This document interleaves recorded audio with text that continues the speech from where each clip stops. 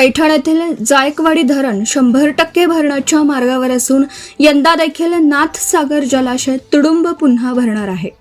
रविवार 2 ऑगस्ट रोजी सायंकाळी 6 वाजता जायकवाडी धरणामध्ये 50,000 क्युसेक्स प्रति सेकंद इतकी आवक सुरू असून धरणाची पाणी पातळी 83% इतकी झाली आहे। नाशिक जिल्ह्यामध्ये गेल्या 15 दिवसापासून सुरू असलेल्या पावसामुळे जायकवाडी धरणामध्ये पाण्याची प्रचंड आवक सुरू आहे। धरणाच्या वरील बाजूस असलेली सर्व छोटी मोठी धरणे 100% भरली असून पुढील 8 दिवसाच्या आत नाथसागर जलाशय देखील पूर्ण क्षमतेने भरणार आहे। पावसाळा सुरू होऊन तब्बल 2 महिने उलटले तरी देखील पैठण तालुक्यामध्ये एकही जोरदार पाऊस झाला नाही।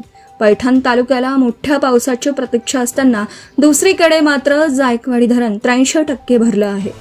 102 TMC क्षमता असलेलं जायकवाडी धरण 100% भरण्याच्या अवस्थेत असल्याने छत्रपती संभाजीनगर जिल्ह्यासह बीड, नगर, जालना व परभणी या जिल्ह्याचा देखील शेतीचा व पिण्याच्या पाण्याचा प्रश्न मिटणार आहे।